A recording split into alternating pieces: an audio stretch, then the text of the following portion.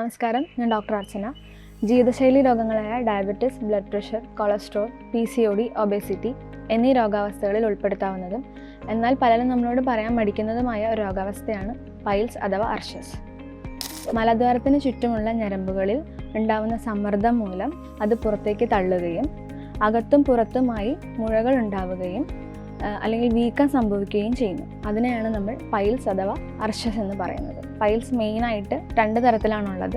Internal പൈൽസിന് നമ്മൾ പിന്നെയും classify ചെയ്ത് 4 രീതിയിൽ പറയാറുണ്ട്. 1st grade, 2nd grade, 3rd grade, 4th grade.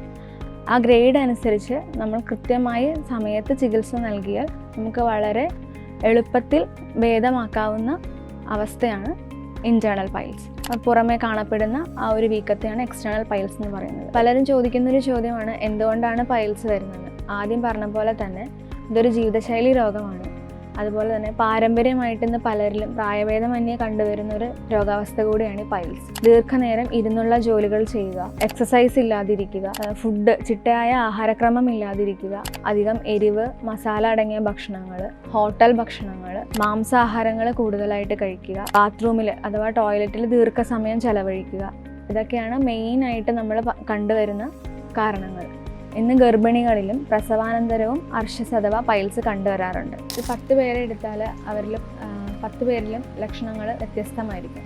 എന്നാലും പ്രധാനമായിട്ടും പൈൽസിൽ കണ്ടുവരുന്ന ലക്ഷണങ്ങളാണ് രക്തസ്രാവം, വേദന, പുകച്ചിൽ, ചൊറിച്ചിൽ, അതുപോലെ മലദ്വാരത്തിൽ നിന്നുണ്ടാകുന്ന കൊഴുത്ത ദ്രാവകം പോലെയുള്ള അല്ലെങ്കിൽ പസ് ഡിസ്ചാർജ്. ഇതിലേതെങ്കിലും ലക്ഷണങ്ങൾ നിങ്ങൾക്ക് അനുഭവപ്പെടുകയാണെങ്കിൽ ഉടൻ തന്നെ ഡോക്ടറിൻ്റെ ചികിത്സ തേടേണ്ടത് അനിവാര്യമാണ്. പൈൽസ്, ഫിഷർ, ഫിസ്റ്റുല ഇത് 3 തമ്മിലുള്ള വ്യത്യാസം എന്താണെന്ന് നോക്കാം. പൈൽസ് എന്ന് പറയുന്നത് മലദ്വാരത്തിന് ചുറ്റുമുള്ള ഞരമ്പുകളിൽ ഉണ്ടാകുന്ന സമ്മർദ്ദം മൂലം ഒരു വീക്കമായി രൂപപ്പെടുകയും ആ തടിപ്പിനെയാണ് നമ്മൾ പൈൽസ് എന്ന് പറയുന്നത്. ഫിഷർ എന്ന് പറഞ്ഞാൽ മലദ്വാരത്തിൻ്റെ അകത്തുള്ള ലൈനിങ്ങിൽ വിള്ളലുകൾ പോലെ മുറിവുകൾ ഉണ്ടാവുകയും അത് ഉണ്ടാവാനുള്ള ഒരു പ്രധാന കാരണമാണ് നമ്മുടെ മലബന്ധം അഥവാ കോൺസ്റ്റിപ്പേഷൻ. ഒരുപാട് നമ്മൾ സ്ട്രെയിൻ ചെയ്ത് നമ്മൾ മലം പോകാൻ ശ്രമിക്കുമ്പോൾ ഉണ്ടാവുന്ന മുറിവുകൾ ആണ് നമ്മൾ ഫിഷർ എന്ന് പറയുന്നത്. അടുത്തത് ഫിസ്റ്റുല. മലദ്വാരത്തിന് ചുറ്റും ഏതെങ്കിലും ഒരു ഭാഗത്ത് ഒരു മുറിവുണ്ടാവുകയും അത് പിന്നീട് ഒരു ദ്വാരമായി മാറുകയും ചെയ്യും. അതിനെയാണ് നമ്മൾ ഫിസ്റ്റുല എന്ന് പറയുന്നത്. പൈൽസ് ഉള്ളവർ ശ്രദ്ധിക്കേണ്ട കാര്യങ്ങളെ പറ്റിയാണ് പറയുന്നത്.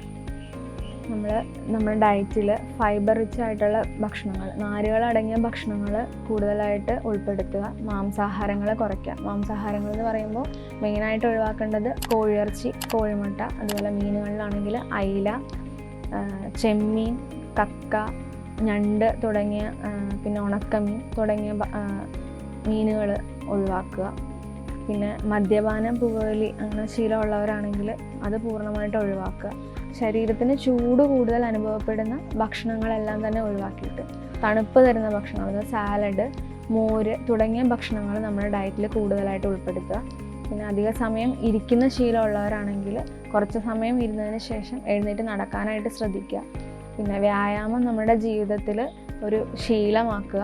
ആയുർവേദത്തിൽ ഒരുപാട് മരുന്നുകൾ ലഭ്യമാണെങ്കിലും നമ്മൾ പേഷ്യൻസിന് കൊടുത്തിട്ട് ഒത്തിരി പോസിറ്റീവ് ഫീഡ്ബാക്ക്സ് കിട്ടിയ ഒരു മരുന്നാണ് കുറോൾ ടാബ്ലറ്റ്, അതുപോലെ തന്നെ കുറോൾ ഓയിൻമെൻറ്റ്.